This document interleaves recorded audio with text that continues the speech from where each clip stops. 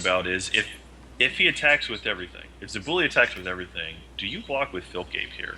Like, do you play around the Crackling Bolt again since you played around it last turn? I think he can afford not to.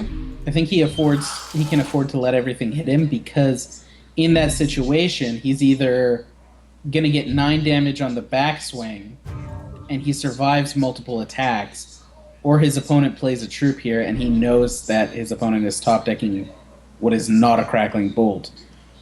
Uh, it's really hard to say. Yeah. Um, It maybe depends on what he has left in his hand here, which we don't know right now. yeah, he does have to he does naturally have to play a little more cautiously here because he did lose game one, and when he's in that kind of situation, he can't really afford to lose this game. He has to win this game to continue in the match. Ryukin thinks it might be Immortal Decree, and it absolutely could be, but Immortal Decree will happen no matter what. So you don't play around Immortal Decree here, I don't think. And Immortal Decree costs 6. It looks like we're waiting for Zabuli to pass priority, which makes sense. Um, there's the Crackling Bolt.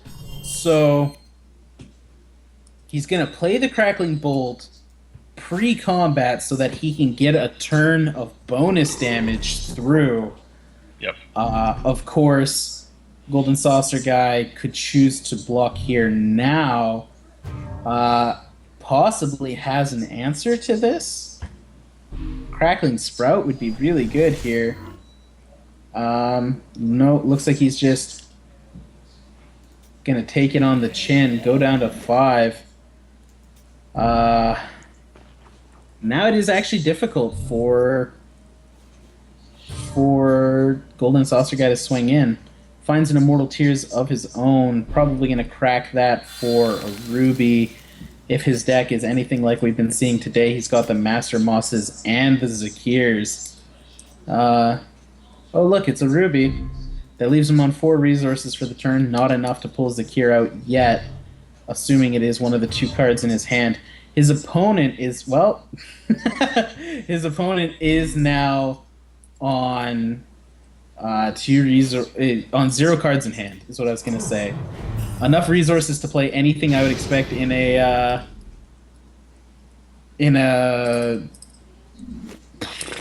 the words they fail in a human stack. Zabuli needs to top deck. There's a lot of answers here, I think. Town Crier! Oh no! Town Crier, the 2/2 for 4, draw a card for every human on the board, that's 5, and then discard 2. Golden Saucer guy getting a little bit. Oh man. I would put a little more salt on my hamburger. That Town Crier is huge here. Oh man. It's just the reload that he needed, and it's not a significant card to win the game this turn, but it does mean that he's gone from going four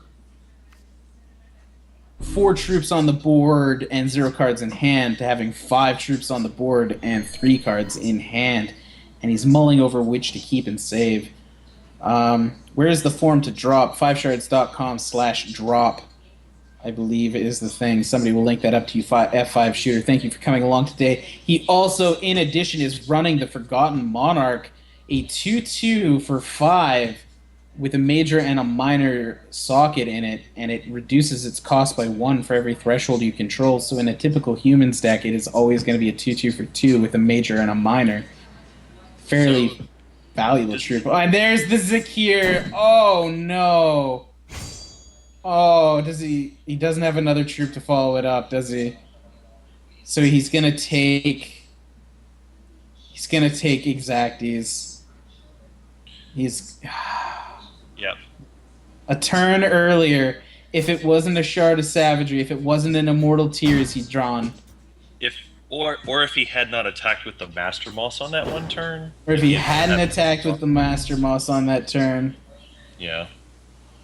It was a crazy top deck from his opponent, but Monarch in human deck, King Gabriel is disgusted. Is the Monarch the Ruby Flames and the Growth Gems? Yeah, it's hard to say. It looks like it's the +1/+1 and unblockable. Okay. Zabuli is doing a little bit of a had it moment here, playing it out. He only has the one Town Crier in his deck, apparently. Oh no. Zabuli saying that to his opponent. It's worth mentioning if he had, I would say 2 of the 5 Power of Zakir cards would have saved this board state for Golden Saucer guy. Will any 5/3 get to the top 8? Incredibly unlikely, but they will get points and prizes. Yeah, 5 and 3 shouldn't get to top 8. Should not get into the top 8, you mean? That's what I said, yeah. Oh, I thought you said it should. I was like, what? No. No. No. But yeah, stick around for points. So yeah, there we go. Maybe is Cyrus still playing his game, or is Infamous Neo still playing their game in the round? Well, no, Cyrus looks like he's dropped. Which he went X and 2 and dropped by the looks of it. Checking Neo's stream. I mean, Neo was 2 and 1, so I would think he's still playing. Well, he's still playing. It's a matter of whether or not he is still actually playing this round, just to have a feature match up on the screen. Yeah, he's up there. He's getting ready to start his next game, it looks like. Yeah, so here we go. Infamous Neo versus Chaos. Actually, right at the beginning of a game. Hey. Set up time. Set up He's going to do his best to get that set up for you, but while he's doing that, I'm still going to talk about the match because otherwise it'd be really boring.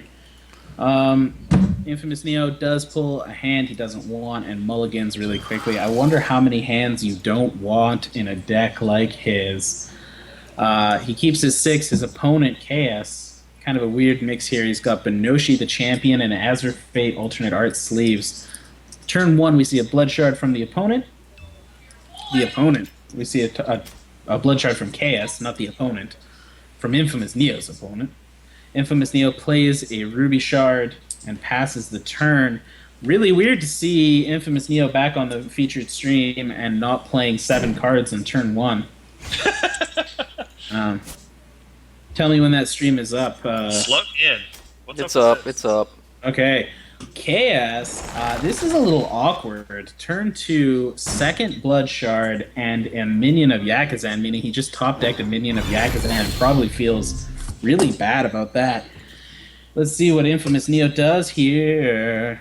Looks like he's playing a Tunneled Troop. He's tunneling that Tunneled Troop. He's not playing it. He's going to stare his opponent down in the face. He's going to be like, all right, minion of Yakuzan, bring it. Chaos is, of course, if he plays a Shard here, which he does, and a Troop, he can sacrifice something onto the minion of Yakuzan.